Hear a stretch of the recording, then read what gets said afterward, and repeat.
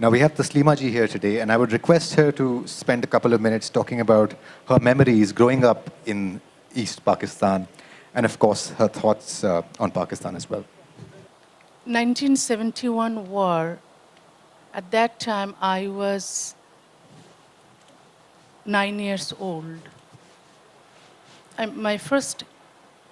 encountered Pakistani people when I was 9.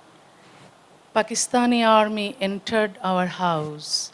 They looted our money and gold, whatever we had.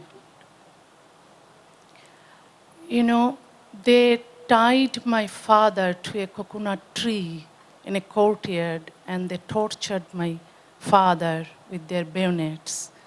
My father was almost killed.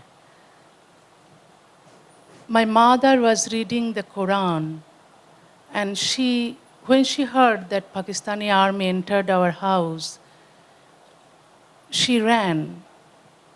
She disappeared,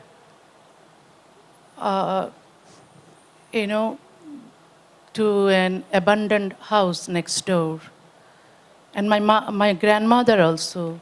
My grandmother had a blue basket. She was praying. But when she heard that Pakistani army entered our house, she also ran. She also, with my mother, disappeared to another next door. But I was little. I was sleeping on a bed. My little sister was sleeping also. But she was sleeping, but I was pretending to be asleep. I heard the sound of heavy boots entered the room where I was sleeping. They had torchlights. They flashed on my face. I was so scared. They probably flashed on my chest and thighs. I was pretending to be asleep because I feared that if, I thought that they would take me by force to their camp. And I heard that they rape women in their camps. So I thought I would be taken by force to their camps and they would rape me for months, and then I would have committed suicide like many other women in our country. But probably because that I didn't develop breasts, or I was not older than what I was, they didn't take me to their camps. My mother left her gold bracelets on the Quran that she was reading when Pakistani army came to our house. They looted all our gold and money, and even those gold bracelets they took from the Quran. They broke our cupboards and took all the gold and valuable things. And my grandmother had blue basket, what she forgot to actually take when she ran away. In that basket, many neighbors of my grandmother and also the whole family of my grandmother gave their ornaments for safekeeping. And they looted our house and they left. My father was survived. And I have seen actually in the villages how Pakistani army burned villages after villages. And then we learned that Pakistani army killed 3 million Bengali people and raped 200,000 women. I grew up in Bangladesh as a rationalist, secularist, and a humanist. I had fear of Pakistani people. But in Europe, in North America, I have attended many secular conferences and humanist conferences. There I met many Pakistanis who were like me, secularists, atheists, rationalists, humanists.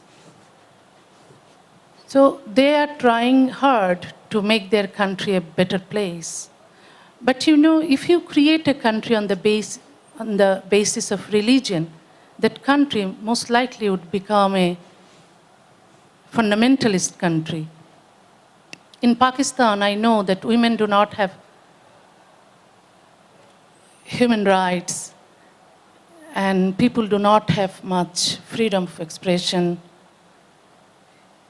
You know, religion is not compatible with human rights, women's rights, freedom of expression, and democracy. So Pakistan is not yet true democracy. Even though Bangladesh was a secular country when it was born in 1971, but Islamization started since 80s, and now Bangladesh is becoming like a Pakistan. You know, so many atheists and rationalists, progressive intellectual bloggers are getting killed by religious fundamentalists. The government is not taking any action against those killers. You know, Bangladesh war in 1971 war proved that Muslim unity is a myth. It also proved that two-nation theory was a wrong theory. So no country should be created on the basis of religion. So we have seen what happened to Pakistan. So I hope that secularists, rationalists, and humanists, and enlightened people in Pakistan will try to make Pakistan a better country. My question is for Taslima Nasrin. I'm Dr. Monica Chansoria. I'm a writer and a strategic analyst. What, according to you, is the role of the state, directly or indirectly, in ensuring gender parity, gender identity, not just in Bangladesh, but in South Asia?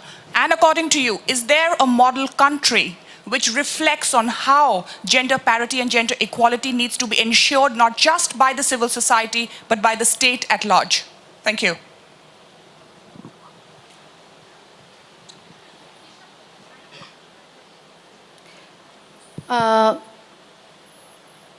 I don't think that any country is really a model country, but I should say Sweden is a country where women get most equality.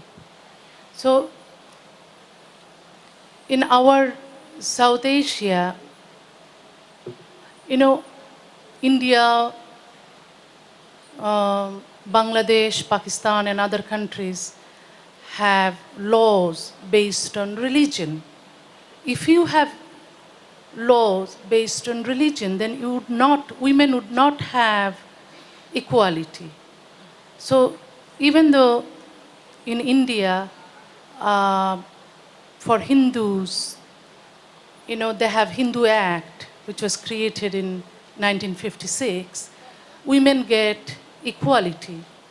But Bangladesh, Pakistan, and other Muslim countries still have religious laws. And, you know, there is no equality between men and women under any religious laws. When Hindus didn't have Hindu Act based on equality, Hindu women suffered a lot. Hindu women could not get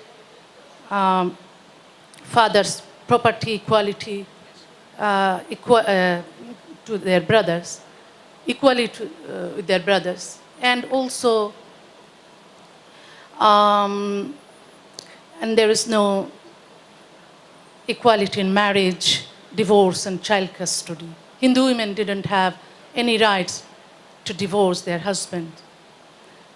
Hindu men could marry as many women as possible, could have as many wives they wanted. You know, in Bangladesh, for Hindus, there is no modern law. They still follow their old Shastra, where Hindu women do not have any rights. In Pakistan also, Hindu women do not have any rights because they follow their old scriptures.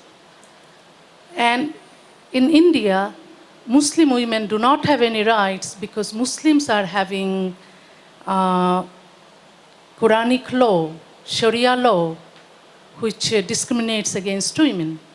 So we should have uniform civil code based on equality. Because, you know, all religions are against women. So if you have religious laws, women would not have equality. This is final. So if you want gender parity, you must remove religious laws. You must have laws based on equality between men and women.